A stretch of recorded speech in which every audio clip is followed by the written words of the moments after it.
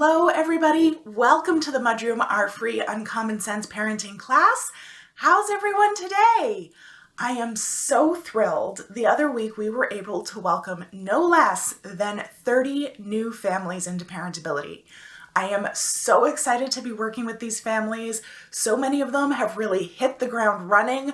Others are taking a slower start, and that's just fine. Every family has their own pace and priorities, and it's just so much fun to be connecting with these families and helping them get off on the right foot. And I think that's the beauty of Parentability. We're all working on the same things in completely different ways, and figuring out what that looks like for any given family is my idea of fun.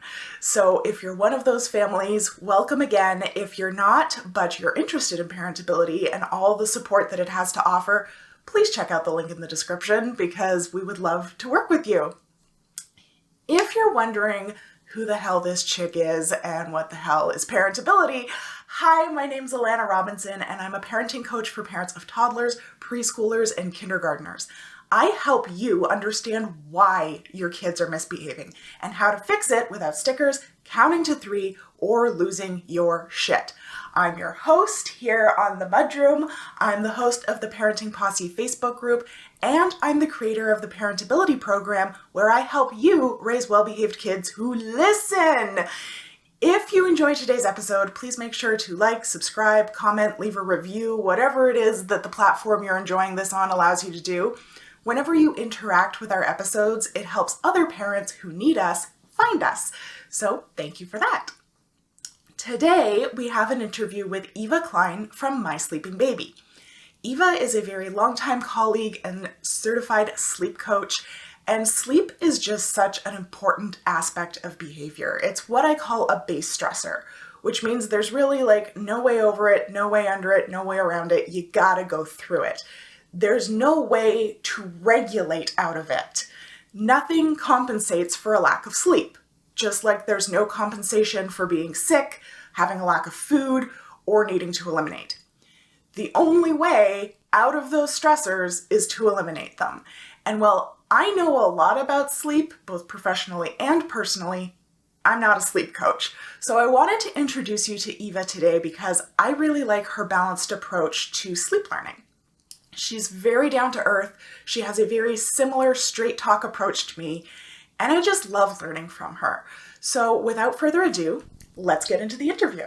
So thank you so much for joining us today, Eva. How are you doing? Thanks so much for having me, Elena. I am so great. How are you? Things are good. Things are simmering down a little bit. Right. So tell us how you got into sleep coaching. Yes, this is accidental entrepreneurship at its finest. So I am a wife and mom of 3, and I'm also a lawyer by training. And so I graduated law school back in 2011, and then I gave birth to my first baby shortly after writing my last set of finals. And this baby was thankfully the easiest baby in the entire world. You just made me look like the best mom in the entire world. Ate when she needed to eat, slept when she needed to sleep, which was exactly what I needed at the time. I guess given that I was working full-time as an articling student and studying for the bar, all while having a baby at home. And so everything was great. A couple of years later, I'm working as a lawyer now, and I gave birth to my second daughter.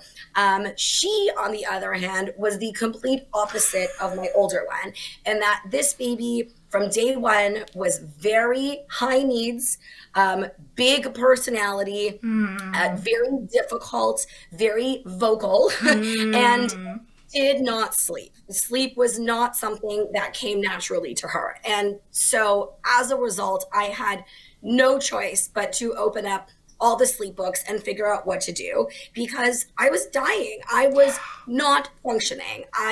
It brought out this really yicky side of me where I was just so depressed and anxious and looking at the glass half empty all the time and just could not cope with everyday life the way that I was able to otherwise. And unfortunately, that's just what sleep deprivation does to you. I mean, Yeah. sleep is a basic necessity, no different than clean air and water and good, nutritious food to eat. And so once I sort of opened the sleep books and figured out what to do, I managed to make the situation a little bit better. By no means was I an expert. I was just making some changes that made it a little bit more manageable, which allowed me to have a little bit of clarity and have this realization, this idea that I should maybe use up the rest of my mat leave to get my certification and become a sleep consultant. I was not planning on ditching law because, I mean, who the hell does that? That's crazy. Rather, it was just, I was hoping to be able to come back to my job on a part-time basis anyways. And so I thought, you know what, this will be a fun side gig. Shoe money, right? I get a new pair of clothes, I get a new client, I go buy a pair of shoes. And that was the intention. And then when this business of mine actually launched, things picked up a lot more quickly than I ever imagined because, spoiler alert, when you help an exhausted, desperate mom get her baby sleeping, take a guess what she does. She then goes and tells all of her fellow exhausted sleep moms, hey, guess who I hired who ended up saving my life? And so all those friends then go and hire you because, gosh, they don't want to be sleep deprived either. And so things ended up growing a lot more quickly than I ever imagined. And 6 months into this arrangement, I ended up going out and doing this full time. And I haven't looked back. So that's the story. Amazing. I love that. And now, that baby of mine is now 9.5. Yeah. So this has been an 8.5-year journey. The vast majority of the time I've been doing this full time, which means that I've had the honor and privilege of helping probably over 3,000 families to date at this point get their babies, toddlers, and preschoolers consistently sleeping through the night like champs, or almost sleeping through the night if they're younger, so that the parents, especially the moms, can wake up feeling like a normal, rested, functioning human again. And what a difference that makes. Like, I know you know a little bit about my story. I don't know if I've talked about it on this podcast much at all, but for those of you who are listening who don't know, my oldest was very similar to your second, where I found out I was hypoplastic 3 weeks after he was born. So he had very severe food insecurity, and he wasn't sleeping for that reason. And plus, I don't think sleep came naturally to him either. I think he just had the kind of baby personality where he wasn't naturally inclined to sleep. He had no sleepy signs. Like, people say like, oh, watch for when they're rubbing their eyes. Logan didn't do that. And he was either happy or he was ornery, and there was no in between. And I got so sleep deprived that I was actually hospitalized at when he was 2.5 months old, because I was going psychosis. Like, I was having hallucinations and things. And so when you say like sleep is this base need that we have, it's so true. And not just for us. Like, parents seem to think that, when kids are sleep deprived, that it's okay, that if they needed to sleep, they would sleep. But that's not the case, is it? Right. No, 100% no. And I also just want to make a really, really important point, that a lot of people might be listening to this and be going, well, I'm not that tired, Alana. I know that you were like super, super tired, that you ended up in the hospital. Well, it's not that bad for me. I didn't think I was that tired either.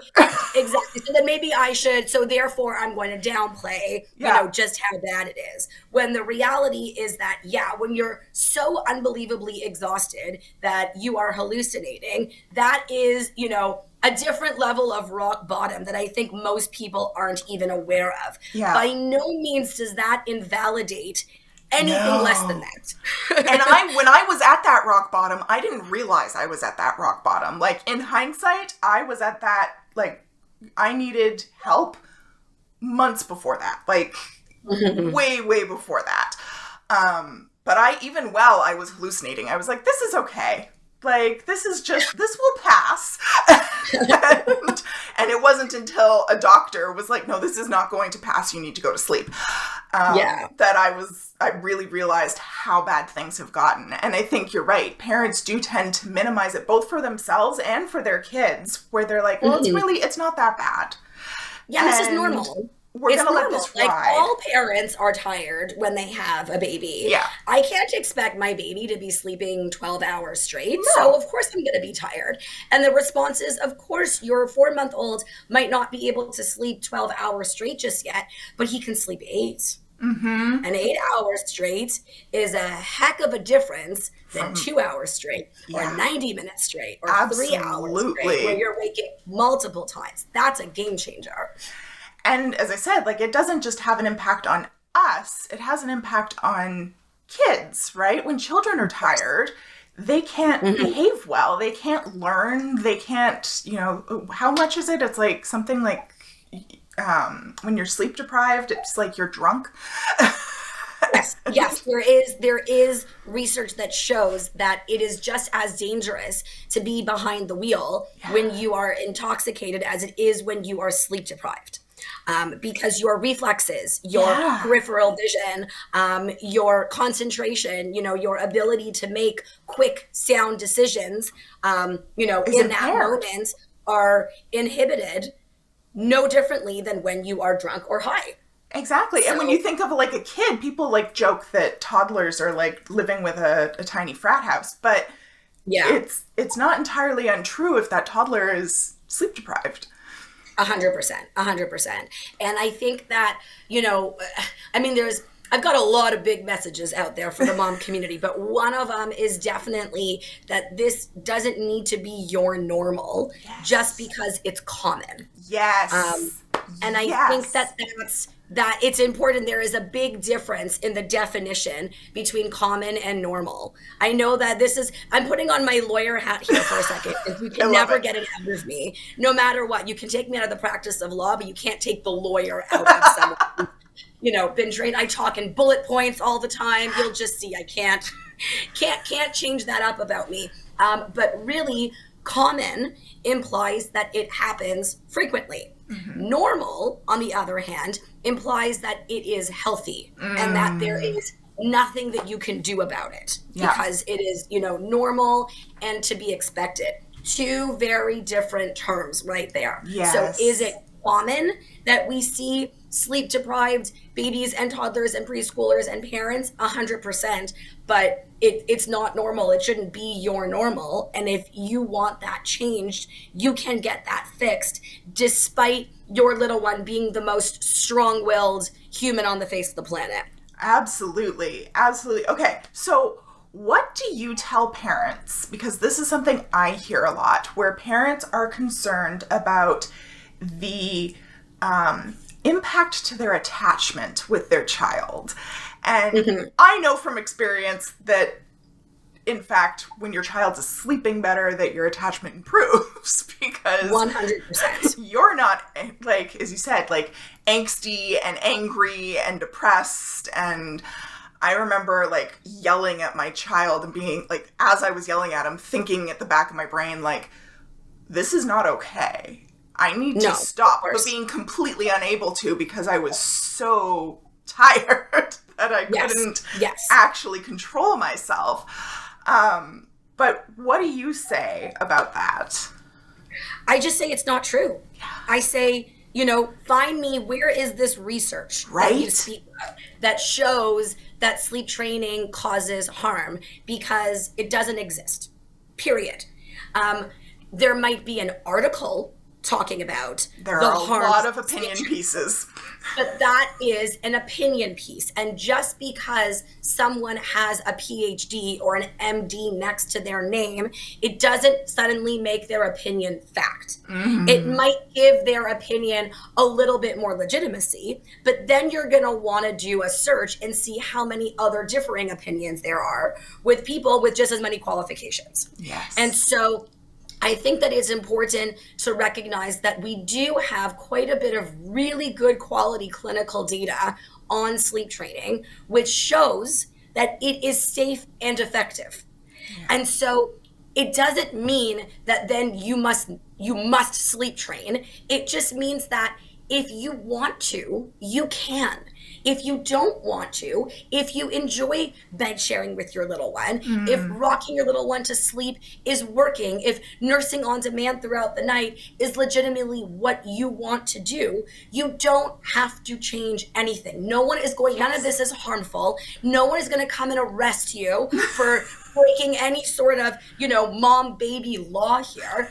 Rather, it just means that if all of this is not working for you, you have options. Yes. And these options are not going to harm your little one. In fact, the additional clinical data that we have shows that it's actually going to improve maternal attachment with your little one, because it means that you will have the wherewithal to actually be responsive. Yeah. And I know that a lot of people will say, no, I'm totally calm around my little one. I'm not, overtly yelling and screaming and losing my cool. And that might be the case to a degree. But at the same time, even if on the surface you're keeping it together, your little one knows. Yes, that limbic resonance that we're always talking about is in there, where your child is picking up on the fact that you're white knuckling it. Yes, that you are stressed, that you are literally you're at your wit's end, you're at your breaking point. Yeah. You're just not physically exploding externally, but you're exploding internally. And they're picking up on that. And so I think that, we need to come to terms with the fact that if this sleeping arrangement is not working, your little one is picking up on it. And when you do make those changes that are going to work for everyone and allow everyone to get the sleep that they need, your attachment with your little one is going to improve. I mean, it really doesn't make logical sense to say that when your little one is crying with you responding for a period of time, it's not like a big misconception here is that the only way to get your little one sleep trained is to just leave them to cry it out. And it just means you put them in the crib, you say goodnight, you leave the room, you don't go back in. No, there are absolutely approaches that you can use that allow you to be next to your little one in a supportive manner, to be checking and consoling at certain intervals so that they're not going through this process alone. Yes, they're still going to push back because these changes are different than what they're used to. But how is that any different than a baby who is pushing back on being stuck in the car seat for 45 minutes when you're stuck in bumper to bumper traffic? Is that baby now suddenly traumatized for life because you weren't able to get out of your car in the middle of the highway to go and respond to your baby in that moment? Yes. No, that's ridiculous. If that was the case, then every single one of us should just stop saving up for our kids' college fund and just put it towards their lifelong inevitable therapy bills. Yeah. Because every single one of us has been in a position where our little one hasn't been able to get what they wanted in that moment. What about the kids? Forget being stuck in the car. What about the babies who just hate being in the car seats? Yeah. So what should we do? Should we do what our grandmothers did and put our babies in a laundry hamper? With a bunch of blankets around. That was how my 70-year-old uncle 70 years ago was transported, in the car. He was literally in a laundry hamper in the front seat, buckled in with like a bunch of blankets around, and he was happy as a clam. Is that what we should do so that the baby doesn't cry? Or should we prioritize their safety, over the fact that they might not like the car seat, right? Absolutely. So we need to come to terms with the fact that babies cry sometimes, and toddlers and preschoolers are going to cry sometimes when we're not giving them what they want in that moment. And it doesn't mean that we're harming them. It just means that they are upset. Yeah. And them being upset is okay. Yeah, there's a difference between answer. There's a difference between stress and toxic stress. And toxic stress is chronic, it's ongoing, and it's unsupported, which I think is kind of the key part when it comes to sleep training, is your child is not being sleep trained unsupported. They have support. 100%. You are their support. And therefore it cannot be toxic stress because they're in relationship with someone who is taking care of them, even if it's not how they want to be taken care of in that particular moment. Right. That's not an example of toxic stress by any means. And plus, on top of that, the research that is often quoted by, these people who are completely against sleep training is research that pertains to, and the term is long-term childhood stress. So situations where these babies, these toddlers, these preschoolers are unfortunately not getting their needs met and addressed day in and day out over a long period of time. I think the problem, one of the problems, is that there's so much information out there that implies that it is so easy to traumatize your child. That all you need to do is do this. You do a few days of sleep training, traumatized for life. You say no to them. You put them in a corner to help them calm down, traumatized for life. For better or for worse, thankfully, I would say for better, takes a heck of a lot more than that. Yes. Like, you don't need to do everything perfectly all the time in order to not traumatize your child, nor do you need to respond with everything that they want in that moment in order to not traumatize your child. Absolutely. It is so much more, it takes so much more neglect than just... So much more neglect. It's odd to say out loud, but that it's true. I like to say things as unfiltered as possible, to get people thinking like, wait a second, does it make sense that a few days of sleep training my baby in an otherwise loving, caring home where she is getting her needs and wants met during the day, is that the equivalent of a child being neglected all day and all night and potentially landing up in the foster care system or in an orphanage in, somewhere in Yugoslavia? Like, is that really the equivalent of that, or being surrounded by gang violence and gun violence and, an objectively clear amount of instability? Is that really the same? And the answer is unequivocally not. And if that was the case, we would have research to back that claim up. But all it is an opinion. And someone has a right to their opinion. It doesn't mean that their opinion is correct. Absolutely. I love it. Okay. So in that same vein, can you talk to a bit of the difference between night weaning and sleep training? Yes. So they're actually technically two different things that we sometimes do simultaneously. So sleep training is a term that describes teaching a baby or a child of any age how to sleep independently. So how to be able to, get to that end point where you are able to tuck them in, say goodnight, leave the room, and have them fall asleep by themselves. Again, we're not going to get there in a cold turkey overnight manner the way that Cry It Out would necessarily say, but that would be what the end goal is when you're going through some sort of sleep training process, where they're learning how to fall asleep and how to fall back to sleep without any assistance. And sometimes it means that we're gradually reducing the amount of assistance that they're used to. Sometimes it means that, as I said, we are checking on them intermittently while they learn to resettle themselves. Sometimes it means that you are sitting next to them, cheering them on throughout the process while they learn how to do this. Night weaning, on the other hand, is a completely different process. Night weaning involves transferring some or all of your little one's calories from the nighttime to the daytime. So depending on the age of your baby, if you have an otherwise 8 to 9 month old corrected, healthy baby who is, eating well and meeting their milestones and gaining weight beautifully, typically that baby is developmentally and nutritively able to go 11 to 12 hours uninterrupted without eating. And so if they're not, and they're waking up and they're legitimately hungry at least once or twice a night, then part of the solution would involve going through a process where we're going to transfer those calories over to the day. And so more often than not, we are sort of infusing both of those processes together, because you usually have a baby that needs a bit of both or a lot of both, depending on the situation.